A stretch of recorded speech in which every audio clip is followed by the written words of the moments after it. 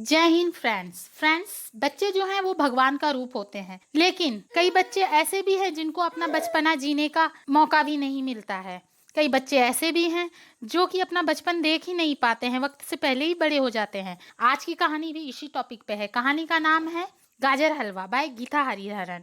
चलिए कहानी शुरू करते हैं। प्रोटैगोनिस्ट है पेरूमई। पेरूमई जो कि अपने घर में सबसे बड़ी बेटी है। वह साउथ इंडिया के एक सालेम नाम के गांव में रहती है। उससे भी छोटे उसके 3 और भाई बहन हैं। पेरूमई के माँ और बाप जो हैं वो दोनों लड़ाई करते रहते हैं। पेरूमई के पापा को शराब पीने की आदत है, जिसकी वजह से उसकी माँ हमेशा किटकिट करती रहती है। उसके किटकिट से परेशान होकर के पेरूमई के फादर कहीं भाग जाते हैं अपनी फैमिली को छोड़कर। पेरूमई की मदर को भी कोई खास फर्क नहीं पड़ता है। पेरूमई की मदर सोचती है चलो ठीक हुआ, पीछा छूटा बेवड़े से। उसके बाद में पेरूमई के गांव सलेम के पास ही शहर में एक बिल्डिंग का कंस्ट्रक्शन चल रहा था। वहीं पे पेरूमई की माँ जो है वो काम ढूंढ लेती है।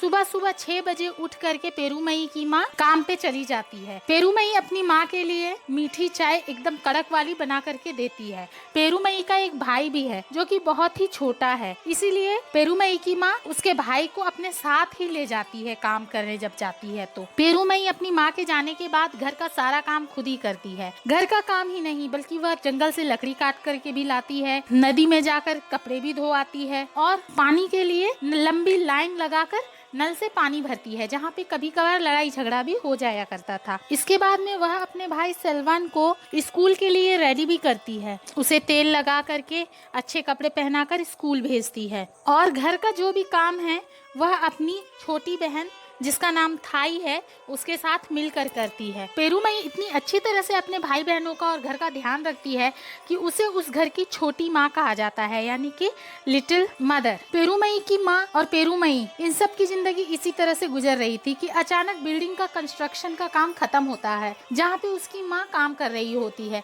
लगभग 18 महीनों के बाद में पेरूमई की माँ को फिर से काम नहीं मिलता है और वो बेरोजगार हो जाती है। बेरोजगार होने के बाद में दाने दाने के मोहताज हो जाते हैं पेरूमई और उसके घर वाले। तभी उनके नेबर दिल्ली से आई हुई होती है जिसका नाम चेलम्मा था। चेलम्मा अपने गांव से 5 लड़कियों को ले जाने वाली थी दिल्ली, जहां पे वो उन लड़कियों को होममेड के हिसाब से रखती, यानी कि घर में नौकरानी के हिसाब से रखती और उनका कमीशन खाती। यही चेलम्मा का काम था। इनफैक्ट चेलम्मा जब छोटी थी तो वो भी इसी तरह दिल्ली ले जाई गई थी और वहाँ मेड के हिसाब से काम की थी और फिर अब वह खुद भी यही काम में लग गई है। पेरूमई की माँ चेलम्मा से बात करके पेरूमई को भेज देती है दिल्ली। पेरूमई के लिए काम ढूंढना चेलम्मा के लिए कोई बड़ी बात नहीं थी। वह फट से एक मेम साहब के घर पेरूमई के लिए काम ढूंढ दे। चेलम्मा पेरूमई के लिए जब काम ढूंढती है तो वह तय कर लेती है कि वह 200 रुपए महीने दिलवाएगी पेरूमई को, जिसमें से कि 50 रुपए खुद कमीशन रखेगी और 150 रुपए पेरूमई अपने घर भेजना चाहे या अपने खर्चे के लिए रख सकती है और लेकर चली जाती है पेरूमई को। पेरूमई के लिए दिल्ली जो है वो बहुत ही डिफरेंट प्लेस होता है, बहुत ही नई जगह होता है, क्योंकि पेरूमई साउथ से थी। उसके प्रोनाउंसिएशन में भी बहुत प्रॉब्लम होती है।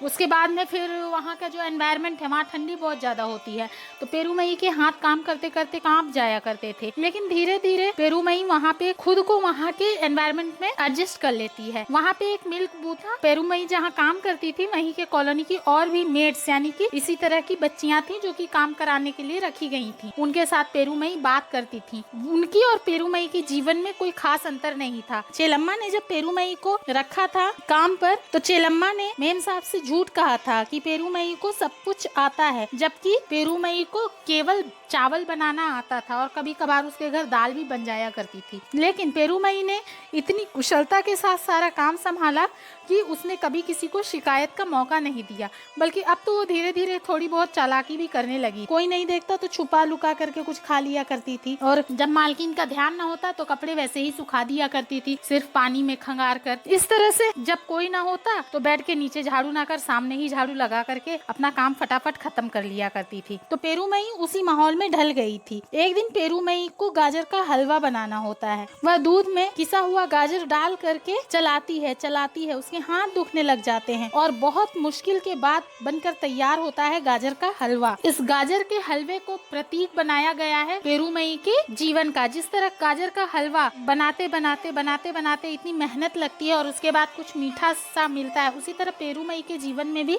बहुत कष्ट, बहुत दुख होते हैं, लेकिन पेरूमई खुद को उसमें एडजस्ट कर लेती है और लास्ट में कहीं ना कहीं वो खुश रहना सीख जाती है। तो ये था कहानी। अब चलिए पाठ्यक्रम की दृष्टि से थोड़ी अध्ययन किया जाए। कहानी का जो कैरेक्टर है, तो कहानी की मेन कैरेक्टर है पेरूमई, फिर उसकी मम्मी, उसके पापा चेलम्मा और उसके भाई, देन उसकी बहन थाई और मेम साहब। इतने सारे कैरेक्टर हैं। उसके बाद में अगर कहानी की नैरेटिव टेक्निक की बात, तो नैरेटिव टेक्निक सिंबलाइज्ड है पेरूमई के पूरे लाइफ को। यहाँ पे गीता हरिहरन ने गाजर के हलवे के साथ में सिंबलाइज्ड किया है। जिस तरह गाजर का हलवा, गाजर को ग्रेट करके फिर उसको घुमा घुमा के लास्ट में बहुत अच्छा एक स्मूथली मिक्सर मिल जाता है जो कि दूसरे को खुशियां देता है, उसी तरह पेरूमई भी बहुत पीसी अपनी जिंदगी में और लास्ट में फिर अपने और अपने आसपास के लोगों की खुशी का कारण बनी। अब कहानी की थीम की बात करें तो कहानी का थीम बहुत ही वास्ट है। यहाँ पे पॉवर्टी और इलिटरेसी, देन चाइल्ड लेबर, ये सब को हाईलाइट किया है गीता हरिहरन ने। और ये भी दर्शाया है कि किस तरह से जब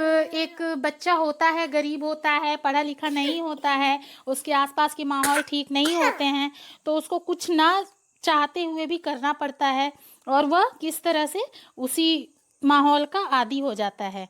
आई होप कि ये कहानी आपको अच्छी लगी होगी। अगर अच्छी लगी है तो प्लीज़ सब्सक्राइब माय चैनल।